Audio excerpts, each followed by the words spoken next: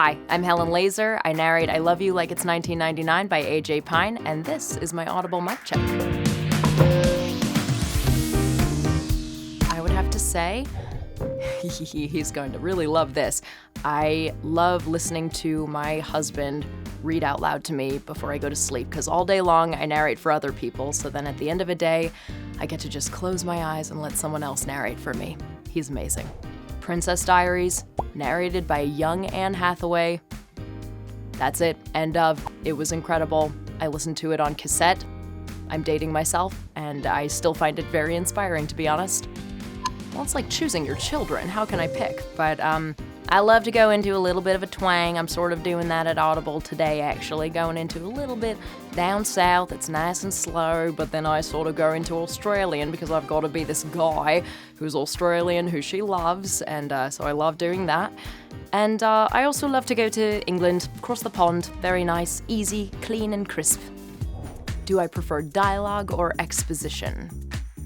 I mean, dialogue, right? I mean, it's the most exciting part. I come from a theater background, so if we're talking on stage, if we're having a conversation, I find that to be the most exciting and interesting thing you can do. Easy to say, I would say collaborating. I love a multicast, and the best is when they bring all of us in person, because the audio world is like this freaking big, so it's nice to get everybody in a room, and it's just like hanging out with old friends, except we're making art. I have an array of beverages. We go for still water, we go for a coffee or tea, and I do have to have a lid on, like a sippy cup, because I will knock it over because I get very expressive. And I have a Polaroid from my wedding, so I get to look at that and get inspired. Well, there's a bunch. I would say Michael Chabon, first off, duh, incredible. John Green, Patricia Lockwood, Kazuo Ishiguro, Sarah Rule, Sally Rooney, Tara Westover, Ocean Vuong, some amazing writers. Atomic Hearts by Megan Cummins. It's definitely a tie between very difficult pronunciations. I struggle. You have to look up a lot of definitions. And the other thing that is tough is in the summer when I'm recording at home, that booth gets hot because you can't have the AC on, because you have to have it be quiet. So if there's something that comes out in the fall, chances are I recorded it in summer, and you can just imagine me just dripping.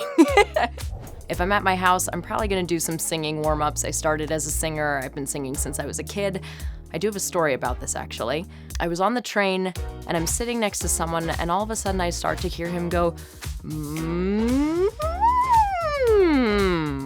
and it's Gavin Creel, and so I played it really cool, just let him do his thing, and I just got to listen to him warm up to get ready to go do Waitress on Broadway.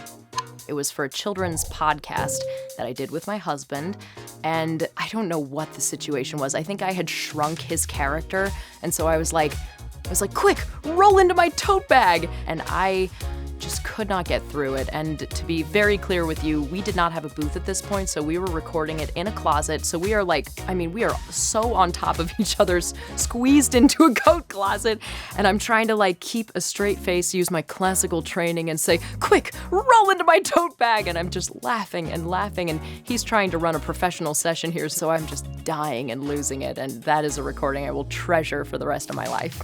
The most amazing thing is when I get a random DM that I wasn't expecting from an author who will say, I just got my own book and I listened to your narration and I was laughing, I was crying, it was better than what I'd hoped. God, it makes me so happy to hear that. It's really special to take someone's baby and, bring it to life and bring it off the page and make their dreams come true. What's better than that? I would say listen to audiobooks and find the ones that make you a better narrator by listening to them. Find the narrators whose pacing and delivery and all of these things that we study and think about, find the ones where all of those things line up with your sensibility and your style and make you excited to do this. And also, don't be afraid to reach out to other narrators for help. That's something I did a lot when I was starting out. There is an amazing community. Out of all the kinds of acting, I would say narrators are some of the nicest people in the entire world and some of the most generous. When I'm not recording, I'm usually probably making a tasty little dinner, or sewing some clothes out of bed sheets, or doing really any other creative hobby that is non-monetized, because I really strongly believe it's important to have things that you do in your life that bring you joy and are an act of creation, but aren't specifically like a financial goal-oriented thing that you do.